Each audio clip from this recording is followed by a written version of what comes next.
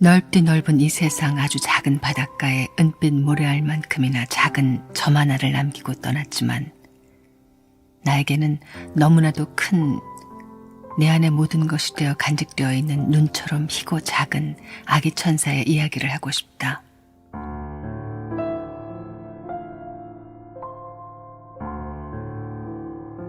어려서부터 건강에 좋은 편이 아니어서 신우염, 알레르기 등 계절이 바뀔 때면 기관지염, 호흡기 질환, 감기를 달고 살았다. 그러다 보니 병원을 내 집 드나들듯 할 수밖에 없었는데 그것은 어른이 되어서도 마찬가지였다. 한 번은 한의사 선생님께서 어디 결혼해서 아기나 낳을 수 있겠어요? 라고 하시는 바람에 가정을 꾸릴 만도 한 나이에 딸을 바라보던 어머니는 굉장히 서운해하셨다. 이런 힘겨운 삶 속에서도 신앙은 나에게 큰 위로를 주었다. 성체조배를 하며 그 중요함을 알게 되었고 레지오 마리아에 입단하여 성모님을 공경하면서 건강이 허락하는 선에서 열심히 봉사활동을 해서 마음의 안정도 얻어갈 때였다. 어느 날 함께 일하던 한 청년이 오랫동안 내 주위를 맴돌았다는 것을 알게 되었다. 그리고 그의 끈질긴 구애로 마음이 흔들리게 된 것이다. 건강이 허락할지 고민에 빠져 그를 이리저리 피해 다녀보기도 했지만 결국 하느님 뜻으로 받아들이고 결혼을 했다.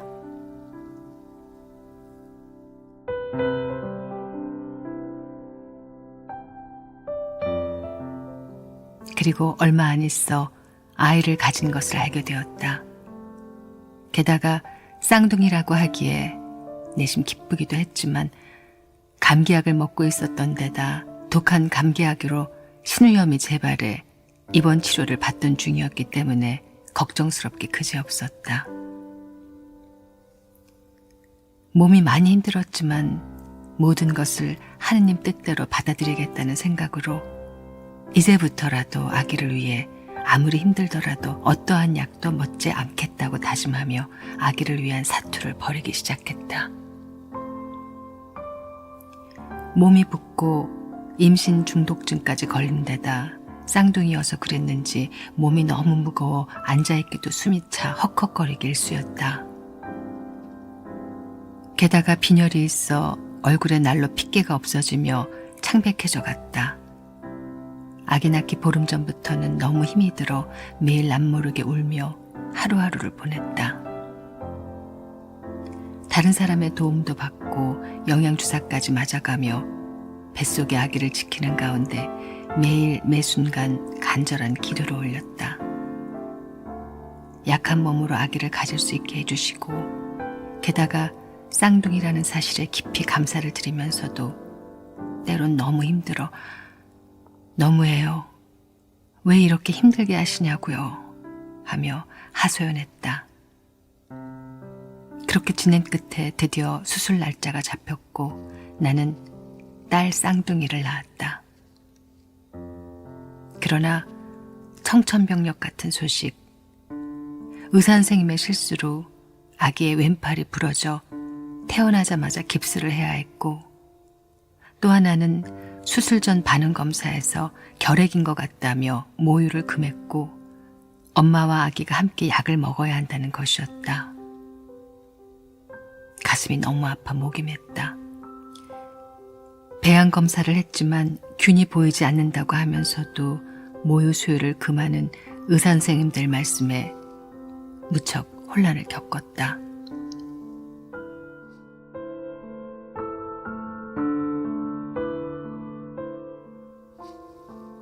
이러한 상황에서도 나는 오로지 아기에게 모유를 먹이기 위해 항생제 종류는 모두 빼고 먹고 하느님께 수시로 간절히 기도하며 의사 몰래 모유를 먹이면서 쌍둥이를 키웠다. 그러기 위해 그동안 비위가 약해 먹지 않던 우유, 주스 등을 눈 딱 감고 수시로 마셨다. 주위 사람들이 이제 그만 먹이라고 했지만 나는 아기를 사랑하는 엄마의 사랑이 가득 담긴 모유보다 더 좋은 것이 세상에 있을 리 없다. 본능대로 움직이는 짐승의 젖이 이성과 마음을 다스리는 사랑을 가진 엄마의 모유보다 좋을 수 없는 것이다.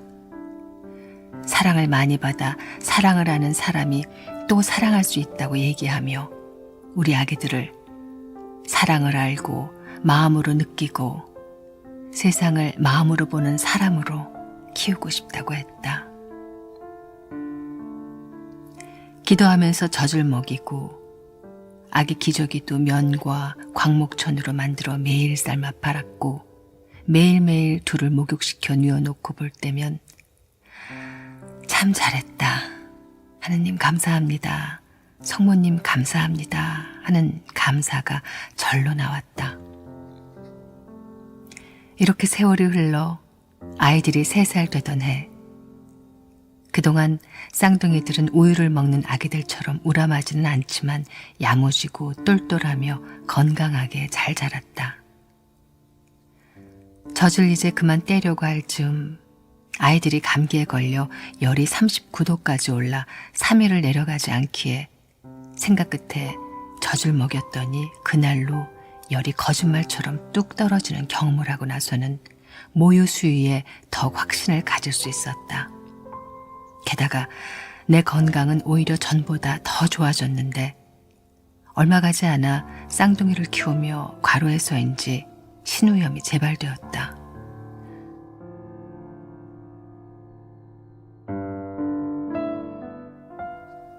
독한 항생제를 일주일 동안 먹고 있는데 또 둘째 아기를 갖게 된 것을 알게 되었다.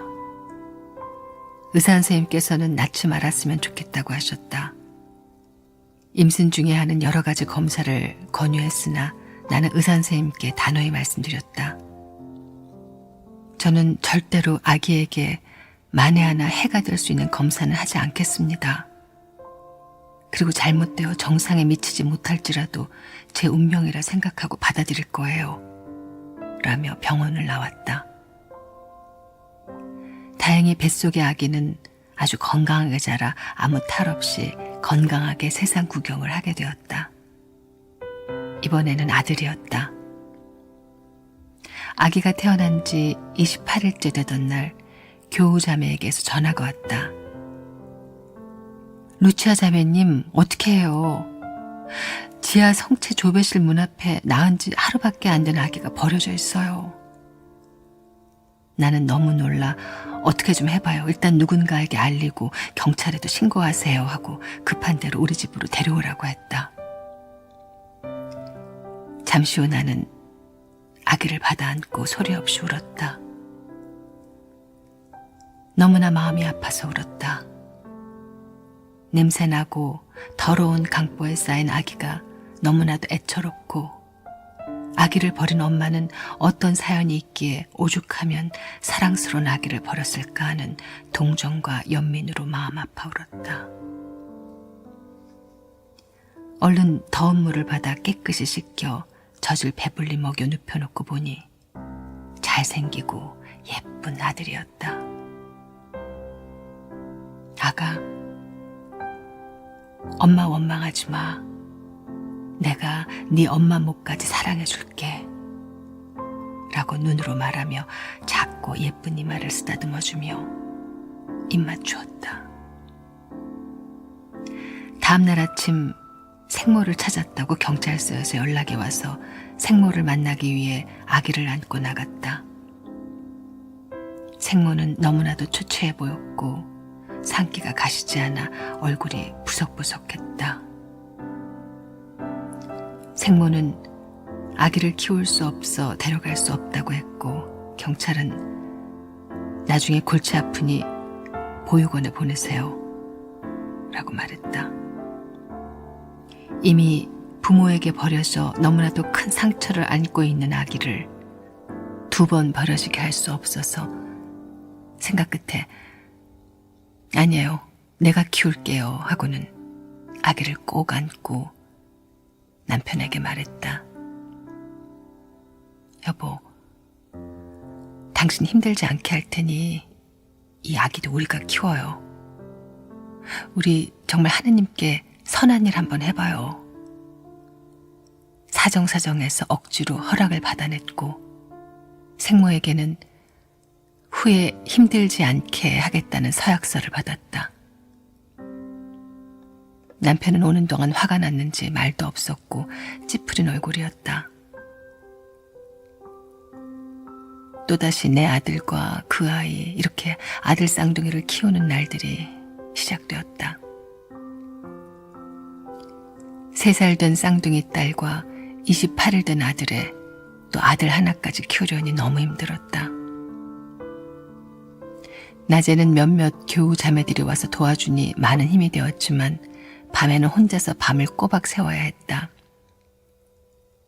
내 아이는 순하게 잘 자는데 버림받은 아기는 잠을 잘 자지 못하고 밤새 수시로 울었다. 남편이 깰까봐 밤새 애태우며 젖을 물리고 기저귀가 젖을 새라 수시로 갈아채우며 토닥거려 주었다. 이런 나를 보고 남편은 내게 하도 속이 상해 보내! 하고 소리를 질렀다. 여보, 쉿! 아기가 들으면 안 돼요. 알았어요. 빨리 자요. 하며 구슬려 자게 하고는 생각 끝에 눈물을 머금고 아들에게는 분유를 먹이고 데려온 아기에게는 젖을 실컷 먹여 재웠다.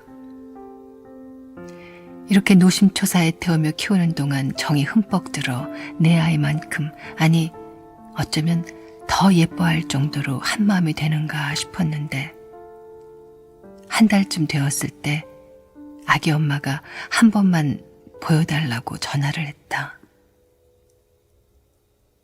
생모는 남편과 이혼했으니 며칠 후에 아기를 데려가고 싶다고 했다.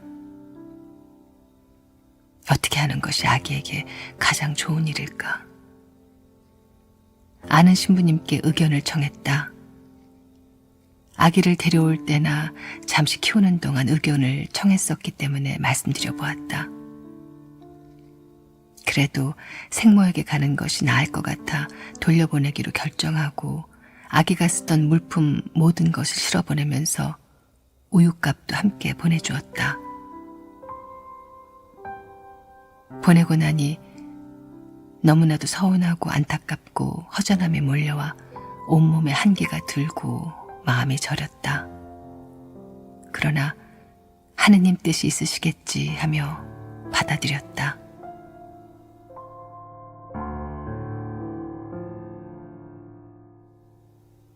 나는 그 모든 것을 하느님 뜻이라 받아들이며 세상 돌아가는 순리대로 살아야 한다고 생각하면서도 너무나 속상했다. 그 불쌍한 아기를 보내라고 퉁박주던 남편이나 자신이 살기 위해 자신이 낳은 아기를 버려 서로에게 깊은 상처를 남겨주고는 다시 데려가는 저 여자. 사람들이 어떻게 자기 편한 대로 세상을 사는 것인지 정말 속상했다. 데려다가 힘들면 또 버리는 것은 아닐까. 그러려거든 다시 내게로 데려와 주었으면 하는 생각에 많은 걱정과 연민이 밀려왔다. 이 시대가 이렇게 무서운 세상이 되어 있는 것은 사람들이 나약하고 인내심이 없어 작은 고통도 견뎌내지 못하기 때문인 것이 아닌가. 무엇보다 아름다운 모성애가 결여된 까닭일 것이다. 낙태아는 낙태를 유도하며 죄인 줄도 모르고 아직 아무 힘없는 무방비 상태의 작은 생명을 마구잡이로 쥐어버리는 의사와 여인들. 오래전에 생명의 신비라는 슬라이드를 본 적이 있었다. 태아를 중절 수술하는 장면이었는데 작은 생명을 없애려는 의사의 의료기계인 집게가 움직이고 있었고 겨우 사람의 형태만 갖춘 3, 4개월쯤 된 작은 아기가 그 집게가 닿으려 하자 움직이며 피하는 것이었다. 그 순간 내게는 아기의 비명이 들리는 것 같았다. 엄마, 살려줘요, 살려줘요 라고 하며 절박한 상태에서 애원하는 것 같은 소리였다. 그리고 내 몸이 찢기는 듯한 아픔을 느꼈고 소스라치게 움츠려들며 마음이 아파 마구 눈물이 쏟아졌다. 나는 울면서 마음속으로 소리쳤다. 자식이 부모를 살해하면 TV나 신문지상에 크게 떠들어대면서 부모가 자기 뱃속의 아기를 없애는 것은 왜 묵인하는가? 왜 눈 감아주는가? 아니, 왜 당연하게 생각하는가? 너무나 잔인했다. 이렇게 잔인한 일들을 죄책감 없이 일말의 양심도 없이 저지르는 것인가? 이것은 창조주이신 하느님께 대한 반역이며 배반 행위이며 이율 배반이라 생각이 들었다. 어떤 폭력 사건에 있어서 무방비 상태에 있는 사람에게 인신적 해를 가했을 때 죄가 더 무겁다고 하던데, 뱃속의 작은 생명은 그야말로 피하지도 저항하지도 억울하단 말 한마디도 할 수 없는 완전한 무방비 상태에서 신음소리조차 내지 못하고 사라지고 마는데 왜 죄를 묻지 않는단 말인가? 너무나도 불쌍했다. 아무튼 나는 그 슬라이드를 보면서 낙태는 모든 인성이 파괴되는 데 근원이 되는 행위란 생각을 했었다. 부모 자식 간에 서로 버리고 버려지고 갈라지는 결손가정과 낙태와 버려진 아이들의 상처로 인해 시기, 질투, 음해, 폭력, 자살, 살인, 방화 같은 무서운 사건들이 일어나는 것이며, 인성의 파괴는 극도의 불안감으로 인해 사람의 마음을 극악하게 만들며 세상은 갈수록 죄로 물들어 무서운 세상이 되어가는 거라는 생각이 들었다. 그리고 하나님께 기도했다. 하느님, 제가 할 수만 있다면, 하느님께서 도와주신다면 삶으로 보여주고 싶습니다. 주님께서 선물로 주시는 생명을 주시는 대로 낳아 키워보겠습니다. 제 힘은 너무나 작고 미소하여 계란으로 바위치기겠지만 단 한두 사람이라도 알게 된다면 조금이라도 영향을 미칠 수 있지 않겠습니까? 소리가 멀리 퍼져나가고 꽃향기가 바람을 타고 멀리 번져가듯이 그렇게 조금씩 사람들도 알게 되지 않을까요? 이렇게 희망을 하면서 주님 도와주세요. 주님께서 생명의 선물로 주시는 아기들에게 아직도 이 세상이 얼마나 아름다운가를 보게 해주고 싶습니다. 그리고 넉넉하고 따뜻한 마음으로 세상의 아름다운 메아리가 되게 키우고 싶습니다. 도와주십시오, 주님.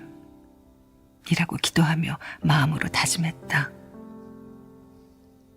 그 이후로 나는 낙태를 극구 반대했고 낙태하려는 사람들을 만류하며 설득했다.